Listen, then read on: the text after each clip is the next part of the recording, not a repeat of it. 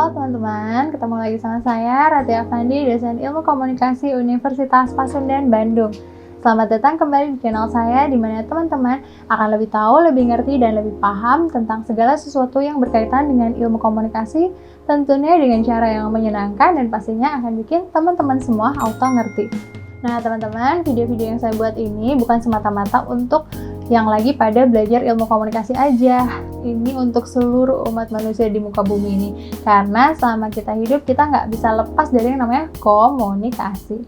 Nah, di video ini saya mau ngebahas tips-tips tentang bagaimana caranya menentukan judul skripsi. Ya, pertama-tama saya mau ngejelasin dulu skripsi itu apa. Saya yakin pasti teman-teman yang lagi pada kuliah itu familiar banget sama yang namanya skripsi.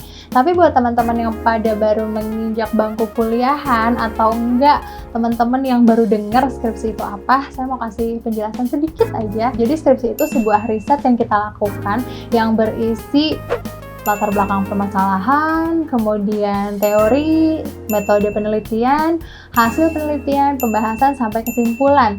Nah, disitulah kemampuan kita, apa yang kita dapat selama kuliah benar-benar diuji. Makanya saya mau ngebahas nih gimana caranya nentuin judul skripsi yang oke. Nah, pertama, kita nih anak kuliahan harus benar-benar update sama masalah yang terjadi di muka bumi ini. Mau di Indonesia, mau di luar negeri, atau di daerah, atau deket-deket kita. Pokoknya kita mesti benar-benar update sama masalah-masalah atau fenomena-fenomena yang terjadi di seluruh dunia. Jadi kita nggak kalau orang Sunda itu bilangnya kurung batoken. Apa sih kurung batoken bahasa Indonesia? Kita nggak gaul banget, kita nggak tahu masalah-masalah yang update. Nah, dari masalah-masalah yang update itu kita bisa pilih yang mana nih yang bisa kita gali jauh lebih dalam lagi. Yang recent issue lah ya. Mungkin sekarang lagi rame tentang prostitusi online yang terjadi atau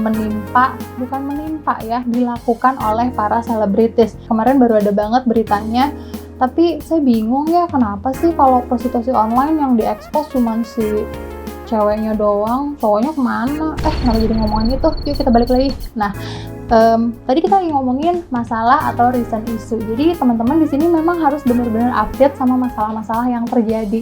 Nah, kemudian nomor 2, kita mesti benar-benar mendalami mata kuliah yang namanya teori-teori. Jadi kalau misalnya teman-teman di semester atas nih, di tingkat atas nih, ada yang namanya mata kuliah yang membahas teori. Nah, di situ teman-teman benar-benar harus memahami apa yang disampaikan karena itu sangat berguna untuk menentukan judul. Karena ketika kita menentukan judul, kita juga bukan cuma judul doang, kita juga harus mikirin teorinya apa. Nah, kemudian yang selanjutnya, metode.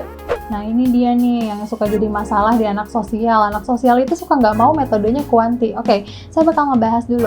Metode itu ada 2, yaitu kuantitatif dan kualitatif. Kemudian yang terakhir adalah mixed method. Oke, kita bahas yang kuantitatif dulu ya. Kuantitatif biasanya membahas mengenai hubungan variabel A dan variabel X, atau membahas pengaruh dari variabel A ke variabel X. Misalnya, pengaruh sekolah daring terhadap karakter anak-anak sekolah dasar bla bla bla. Ya, itu pasti metodenya adalah kuanti.